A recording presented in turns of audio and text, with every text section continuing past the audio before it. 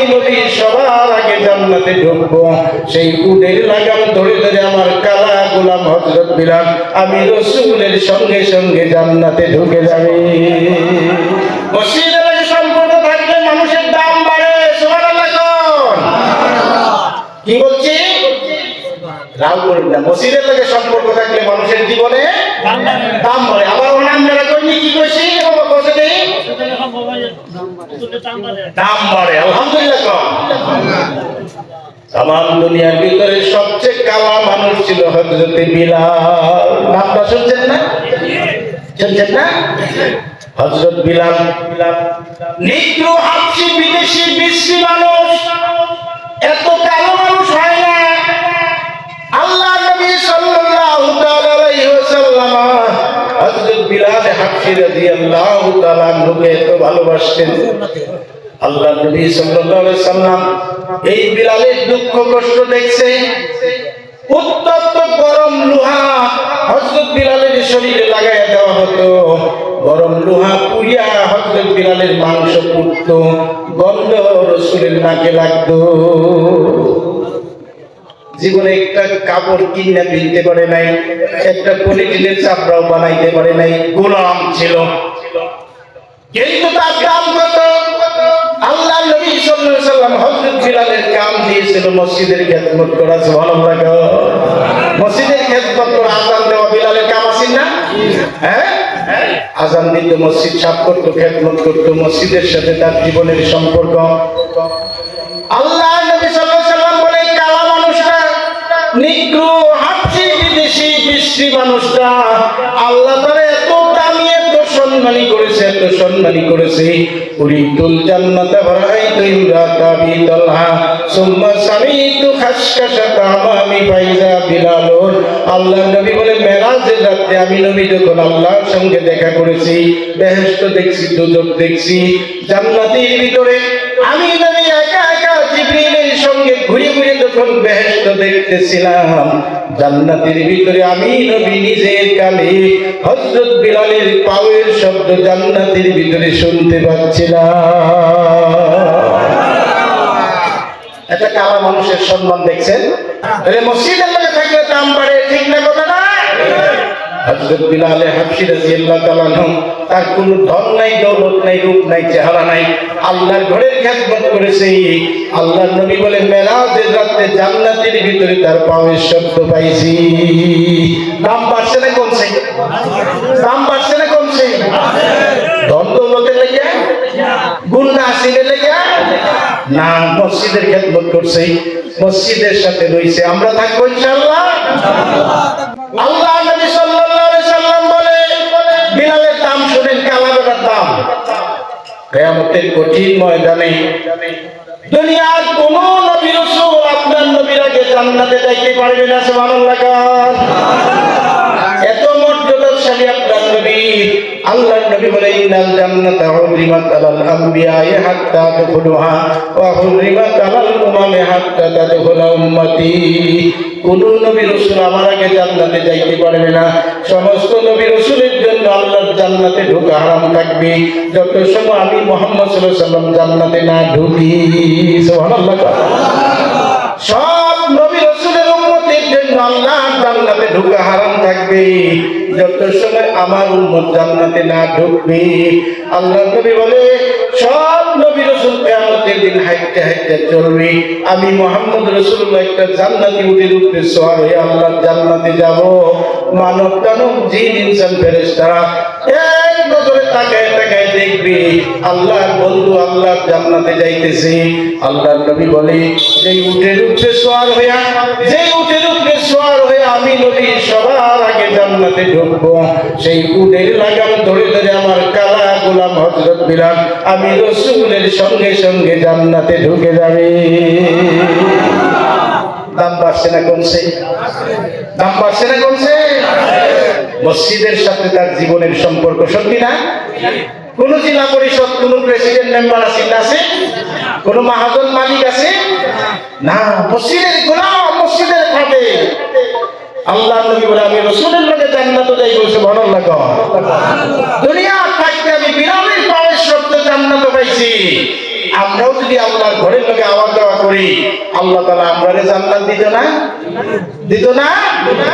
আমরা দিব ইনশাআল্লাহ। জোরে করে ইনশাআল্লাহ। আরেকটা হাদিস শুনেন। কালা বেটি, এক গরিব বেটি, তার নাম হলো উম্মে মেহজান। আল্লাহ নবী মসজিদ বানাইলেন মদিনায়। খেজুর গাছের খুঁটি, খেজুর পাতার ছানি, খেজুর গাছের দন্না, খেজুর পাতার বেড়া, নবীর মসজিদ। নিচে ধুলাবালু। আল্লাহ নবী সাল্লাল্লাহু আলাইহি ওয়াসাল্লাম এইভাবে মসজিদের ভিতরে সেজদা দিতেন ধুলাবালুর ভিতরে। সাহাবায়ে কেরাম এইভাবে নামাজ পড়তেন ধুলাবালুর ভিতরে। বৃষ্টির ভিতরে পেট লাগতো নবীর শরীরে। হযরত জিবরাইল ফেরেশতা আল্লাহ নবীর পিছনে নামাজ পড়তেন ধুলাবালুর ভিতরে। উম্মে মেহজান এক মহিলা আল্লাহ নবীর কাছে বলছে, নবীজি আপনি অনুমতি দিলে আমি মসজিদটা সাফ টাফ করে দিব। নবীজি বলছে, ঠিক আছে, তুমি মসজিদ সাফ করে দাও, মসজিদের খেদমত করো। কর্তার হুকুম হয়েছে না তখন। মেয়েটা মসজিদ সাফ করে ঝাড়ু দেয়, মসজিদ সুন্দর করে রাখে, সাজায় পড়ায় রাখে, লেখে মুচা দেয়া রাখে। কিছুদিন পর হঠাৎ করে মেয়েটা নাই। আল্লাহ নবী বললেন, সাহাবীরা রে, উম্মে মেহজান কই গেল? উম্মে মেহজান তো দেখি না, উম্মে মেহজান তো নাই।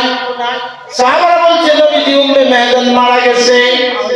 আল্লাহ নবী বলছিলেন, সাহাবীরা রে, উম্মে মেহজান মারা গেল, আমারে খবর দিলা না, তার জানাজায় আমারে ডাকলা না। সাহাবারা বলছে, হুজুর একটা সাধারণ সামান্য গরিব মহিলা রাতের বেলা মারা গেছে, আল্লাহ নবী তো জাহানের বাদশারে আমরা ডাকিয়ে না জানাজায় কষ্ট দেন, এটা আমরা উচিত মনে করি নাই, আমরাই মাটি দিয়েছি। গরিব বেরিয়েছে, তারাই মাটি দিয়েছে। আল্লাহ নবী বলছে, ফাসমিনি কবরুকি, মেয়েটারে কোথায় কবর দিছ? মৌতের খবর আমারে দিলা না, তার জানাজায় ডাকলা না, মেয়েটারে কোথায় কবর দিছ? কবরটা দেখাইয়া দাও। মসজিদ কারে কয়? মসজিদের সাথে থাকবে, এই ওয়াজ করতেছে। এমনি একটা কাহিনী শোনালি আমার উদ্দেশ্য না। সাহাবারা বলছে, হুজুর অমুক জায়গায় কবর দিছি। হাদিসে আসছে, নবী আমার প্রচন্ড রোদ দিতে রুমাল মাথায় দিয়া আল্লাহ নবী সাল্লাল্লাহু আলাইহি ওয়াসাল্লাম মেয়েটার কবরের দিকে যাইতেছে। সুবহানাল্লাহ।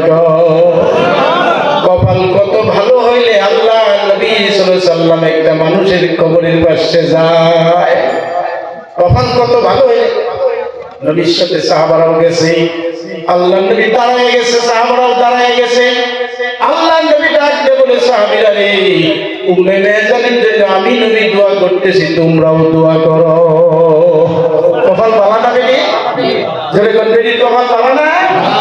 আল্লাহ নবী দোয়া করতেছে, এই মেয়েটার কবরের পাশে দাঁড়ায় সাহাবারা দোয়া করতেছে।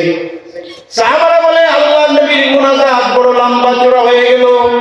লম্বা চড়া দোয়া করলেন। আল্লাহ নবী শরীর থেকে ঘামে গোড়া পড়তেছে, প্রচন্ড গরম। মুনাজাত শেষ করলেন নবীজি সাহাবাদের দিকে মুখ করে বলতেছে, আমার সাহাবীরা রে, তোমরা না বলছিলা উম্মে মেহজান একটা সাধারণ গরিব মহিলা, কালা মহিলা, যার জন্য তার মৌতের খবর আমারে দিলা না, তার জানাজায় আমারে ডাকলা না। আমি নবী, তোমরা নবী না। আমি যা দেখতে পাই তা তোমরা দেখতে পাও না। আমি আল্লাহর নবী, আমি সাক্ষী দিতেছি, আমি দেখতে পাচ্ছি উম্মে মেহজান এই মসজিদের খেদমত করে দেওয়ার কারণে উম্মে মেহজান আল্লাহর জান্নাতে বসে আছে। কালাবেরির দাম বাড়ছে না? দাম বাড়ছে না? আল্লাহর ঘর দেখলে তো আপনি গার মুসরা দেখেন, অন্য বাজায় গিয়া হোটেলও বই আড্ডাতে আজান হলে এই হাই যাচ্ছি না। মসজিদের লোকের সম্পর্ক নাই, করবো ইনশাআল্লাহ সম্পর্ক। আরেকটা ছোট্ট হাদিস কই, হযরত আবু বকর সিদ্দিক রাদিয়াল্লাহু তাআলা আনহু বলেন, নিশি রাতে আমি একদিন মসজিদে নববীর দিকে আসলাম। মসজিদের ভিতরে অন্ধকার, কিন্তু কোনো মানুষ আছে করে বোঝা যায়। মসজিদের ভিতরে মাঝে মধ্যে একটু ফসফস শব্দ হয়। হযরত আবু বকর সিদ্দিক রাদিয়াল্লাহু তাআলা আনহু বলে, আমি আস্তে আস্তে করে একটু মসজিদের দরজায় গেলাম। তাকায় দেখি রে, মসজিদের ভিতরে যেই মানুষটা মাটির মাঝে বসে আছে অন্ধকারে, আর কেউ না, দুজাহানের বাদশা নবী মুহাম্মদুর রাসূলুল্লাহ। কেনা বলেছে মুহাম্মদুর রাসূলুল্লাহ বলেছে অন্ধকার মাটির মাঝে।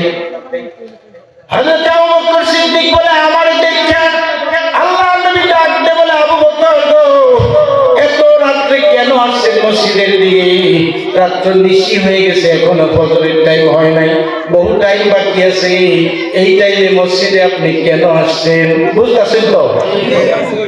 হযরত আবু বকর বললেন, নবীজি, যিনি প্রশ্ন করতেছেন উনি জবাব দেন, উনি কেন আসছেন? প্রশ্ন কেলা করতেছেন? আল্লাহর নবী না? আবু বকর বলতেছে, আমারে আপনি প্রশ্ন করেন কে লেগে আইছি, আপনি জবাব দেন, আপনি কে লেগে আইছেন? সুবহানাল্লাহ। ওর জামাই এবার শুনেন, আল্লাহর নবী বলে, আবু বকর, এই নিশির রাতে আমি কেন মসজিদে আসছি শুনতে চান? বলে হ্যাঁ। আল্লাহর নবী বললেন, আবু বকর, গতকালকে আমি আপনাদেরকে ওয়াজ করছি, তামাম দুনিয়ার মসজিদগুলোর সম্পর্ক কিয়ামতের দিন আল্লাহর কাবা বাইতুল্লাহর সঙ্গে হয়ে যাবে। তামাম দুনিয়ার মসজিদের সম্পর্ক আল্লাহর কাবা বাইতুল্লাহর লগে হইব। সুবহানাল্লাহ।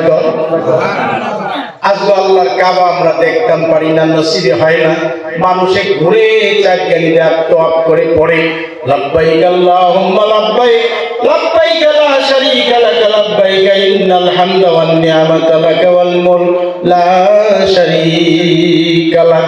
দেখে দেখে আমরা কই যাই, এখন যদি যাইতাম একবার হাসান আমিশা কর, যত গরিব হোক আমার মতো বেমারি, এও আশা করে যদি একবার আল্লাহ ঘরে যাইতাম। হাসান আমিশা কর।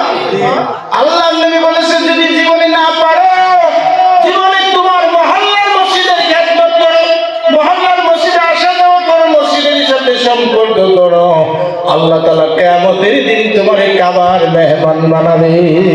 সুবহানাল্লাহ। দুনিয়ার এই কাবা হলো পাথরের কাবা, মক্কার জমিনে পাথরের কাবা 18 ফুট বাই 20 ফুট ঘর, এটার লাগি মানুষ পাগল। সাত আসমানের উপরে আরেকটা কাবা আছে, তার নাম বাইতে মামুর, এটা নূরের তৈরি। পাথরের কাবা দেখে যদি মানুষ এত পাগল হয়, নূরের তৈরি কাবা দেখলে কি করবো গো? আরো পাগল হইব বেশি। আছে না?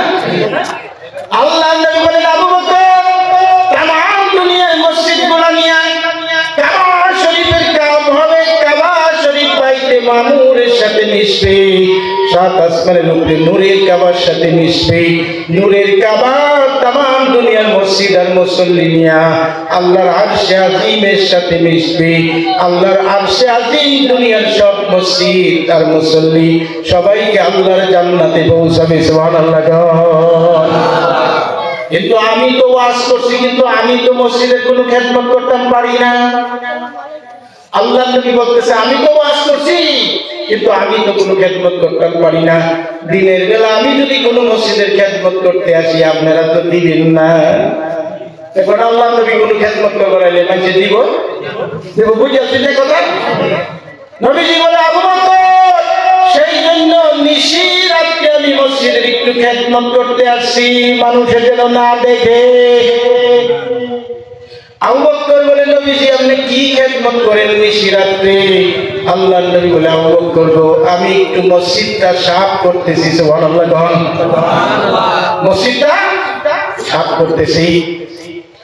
আবু বকর বলে, নবীজি আপনি মসজিদ সাফ করেন, কিন্তু আপনারা তো কোনো ঝাড়ু নাই, আপনারা তো কোনো ঝাড়ু তো দেখি না, গিদ্দা সাফ করেন। আল্লাহর নবী বলে, আবু বকর রে, আমি নবী, তোমরা নবী না, আমি যা দেখতে পাই তা তোমরা দেখতে পাও না। আল্লাহর ঘরের সাথে আল্লাহর আরশে আজিমের সম্পর্ক, আল্লাহর নূরের সম্পর্ক। সুবহানাল্লাহ। যে আল্লাহর ঘরে মসজিদে আল্লাহর নূর থাকে, সেই আল্লাহর নূরওয়ালা মসজিদের ভেটিটা আমি নবী একটা ঝাড়ু দিয়ে বাইরে বেরিয়ে সাফ করাম, এটা আমি রাসূলের কাছে বেয়াদবি মনে হয়। সেই জন্য মাটিতে বসে আমার জুব্বা মুবারকটা দিয়ে আমি মসজিদ সাফ করতেছিলাম। এই মসজিদের সাথে সম্পর্ক করবো জোরে করে ইনশাআল্লাহ। ভালো করে করি না, আপনার জোরে করি ইনশাআল্লাহ, আরো ভালো করে করি ইনশাআল্লাহ। বাড়ির টাওয়ার ভাই না, এই মসজিদের বারান্দায় ফুল করার লেগে সম্পর্ক, হ্যাঁ কে লেগে? আজান শুনতে নামাজ পড়বো ইনশাআল্লাহ। কোন জামাতে নামাজ পড়বো মসজিদে, কোন ইনশাআল্লাহ। বানাইবো, সাজাইবো, মাহরের জাল সাফ করবো, পাতা লতা সাফ করবো। রাজি আছে? রাও করেন না? রাজি আছে?